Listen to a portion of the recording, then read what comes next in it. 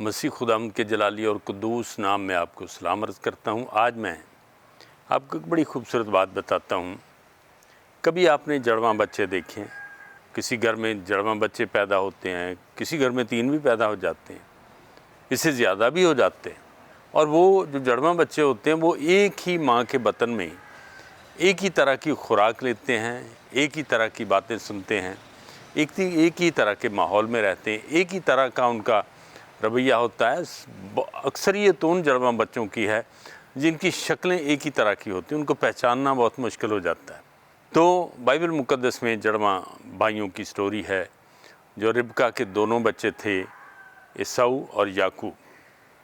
इनकी कहानी देखिए कितनी अजीब है। ना तो उनकी शक्लें मिलती थी और ना ही उनके ख्याल मिलते थे। अब देखिए, जब वो पैदा हुए थे तो रिबका को यानी माँ को खुदा की तरफ से ये आगाही हो गई थी कि बड़ा छोटे की खिदमत करेगा। बाज़ लोग याकूब के मानी निकालते हैं धोखेबाज, मगर धोखा तो उसने नहीं किया है। ये तो खुदा की तरफ से हुआ कि बड़ा छोटे की खिदमत करेगा। और ये बात रिबका ने याकूब को बताई और वो इसी के ऊपर उसकी तरबियत करती रही, इसी के ऊपर उसको आगाह करती रही। और इसके साथ ही साथ एसाऊ के साथ भी वैसा ही, दोनों भाइयों के साथ उसका एक ही तरह का रवैया था। लेकिन इसहाक का झुकाव बड़े बेटे की तरफ था, क्योंकि वो समझता था कि बड़े का हक जो है पहलौठे का है। कानूनी तौर पर ये बनता भी है, लेकिन खुदा की तरफ से दिया गया हक कानूनी हक से ज़्यादा बड़ा है। अब जब वो दोनों बड़े हुए, एसाऊ शिकारी बन गया, इसहाक चरवाहा बन गया। इसहाक ज़्यादा वक्त माँ के साथ गुजारता था और एसाऊ ज़्यादा वक्त अपने बाप के साथ गुजारता था। उसको उससे ज़्यादा मोहब्बत थी उससे। लेकिन देखिए, यहाँ दोनों का जब मुवाजना करते हैं तो किसकी तरबियत जो है वो गालिब आ जाती है। अब माँ ने वही किया जो खुदा की तरफ से था। एक ऐसा वाक़या पेश आ गया उनको कि एक दिन याकूब दाल का प्याला बना के रखा हुआ था उसने। बहन तो उनकी थी नहीं कोई, माँ की दोनों खिदमत करते थे या याकूब ज़्यादा खिदमत करता था। वो हो सकता है खाना पकाने में भी, घर की सफाई करने में भी, और फिर भेड़ बकरियाँ चराने भी जाता था। वो बहुत ज़्यादा काम करता होगा, माँ के साथ ज़्यादा वफ़ादारियाँ नज़र आती। उस दिन भी वो खुद ही दाल बना के बैठा हुआ और एसाऊ आया। उस दिन उसको शिकार नहीं मिला, वो शिकार की गरज से गया लेकिन खाली हाथ आया। जब आया, भूख लगी थी तो अपने भाई से कहता है ये दाल का प्याला मुझे दे दे। तो भाई ने उसके सामने मुतालबा रख दिया कि तू मुझे पहलौठे का हक दे दे।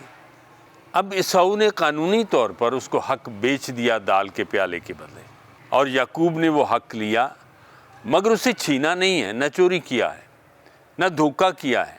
अगर एक ड्रामाई तरीके से रिबका ने वो हक लेने के लिए उसके लिए एक मंसूबा साजी की तो ये दुरुस्त था, ये धोखा नहीं था, ये चीटिंग नहीं थी।